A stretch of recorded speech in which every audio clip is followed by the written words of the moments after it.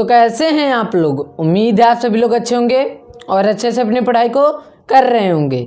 आज की इस वीडियो में हम लोग एक महत्वपूर्ण टॉपिक को पढ़ने वाले हैं, प्रकाश में प्रतिबिंब का बनना। यानी कि जो हमारे चैप्टर का नाम है प्रकाश है, लेकिन हम पढ़ेंगे दर्पण में। किसमें? दर्पण में। ठीक, चैप्टर का नेम है प्रकाश, प्रकाश के चैप्टर में प्रतिबिंब का बनना दर्पण में हम पढ़ेंगे। क्या पढ़ेंगे? दर्पण में। तो चलिए बिना देरी किए हुए इस वीडियो को शुरू करते हैं। देखिए किस में पढ़ेंगे, कौन से दर्पण में? अवतल दर्पण में। किस दर्पण में? अवतल दर्पण में। पहले इसका चित्र बनाते हैं। पहले का चित्र पहला हमारा इसी तरह है ना। यह क्या, कौन सा दर्पण है? अवतल दर्पण है। कौन सा दर्पण? अवतल दर्पण। देखिए पहले सही से, यह जो रेखा है, क्या चीज? यह जो रेखा है इसका नाम है मुख्य अक्ष रेखा।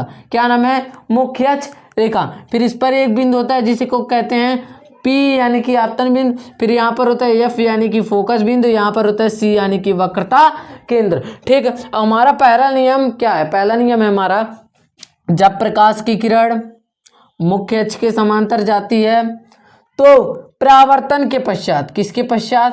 परावर्तन के पश्चात फोकस बिंदु से होकर गुजर जाती है। जब प्रकाश की किरण मुख्य अक्ष के समांतर जाती है तो परावर्तन के पश्चात फोकस बिंदु से होकर गुजर जाती है। हमारा यह हो गया। फिर पहला हो गया। अब दूसरा नियम चलते हैं। दूसरा क्या है हमारा? दूसरा इसी का उल्टा। इसी का उल्टा कैसे? यह कौन सा दर्पण है? अवतल दर्पण है।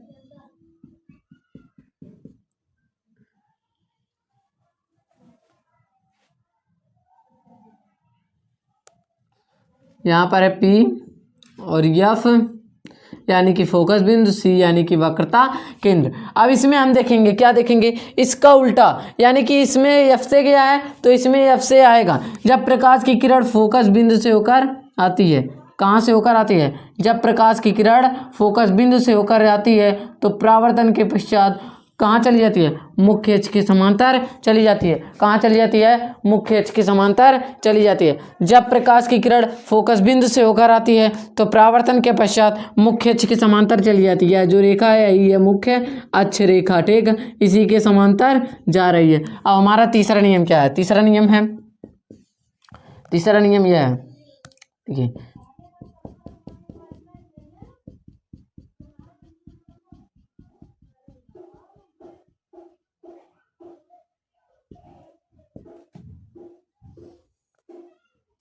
P F C। देखिए अब क्या चीज हमारा तीसरा नियम यह है, क्या है? देखिए जब प्रकाश की किरण किसे? जब प्रकाश की किरण वक्रता केंद्र से होकर जाती है, किससे होकर जाती है? वक्रता केंद्र से होकर जाती है। देखिए जब प्रकाश की किरण वक्रता केंद्र से होकर जाती है तो परावर्तन के पश्चात पुनः उसी दिशा में लौट जाती है। जब प्रकाश की किरण कहाँ से होकर जाती है? वक्रता केंद्र से होकर जाती है तो परावर्तन के पश्चात पुनः उसी दिशा में लौट जाती है। हमारे पास एक और नियम है, लेकिन यह हमारे बुक में दिया हुआ नहीं है, लेकिन इसको भी पढ़ सकते हैं। देखिए क्या है?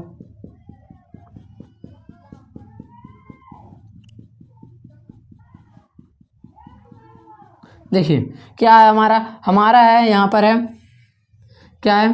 यह है P और यह है F और यह है C। यानी कि देखिए जब प्रकाश की किरण, क्या चीज़?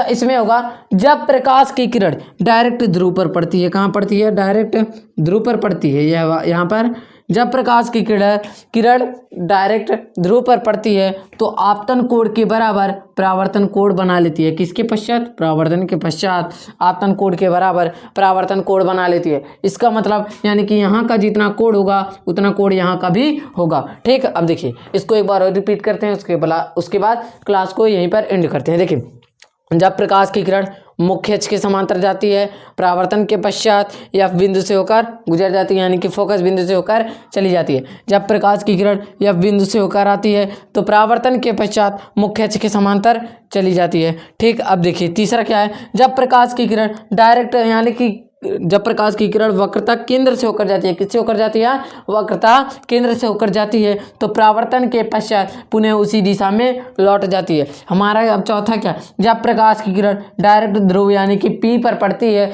तो आपतन कोण के बराबर परावर्तन के पश्चात आपतन कोण के बराबर परावर्तन कोण बना लेती है। अब इस क्लास को यहीं पर एंड करते हैं। अगर आप सभी को वीडियो अच्छा लगा हो, वीडियो को एक लाइक एंड चैनल को सब्सक्राइब करें। अब हम मिलेंगे अगली वीडियो में किसी और टॉपिक के साथ। जय हिंद।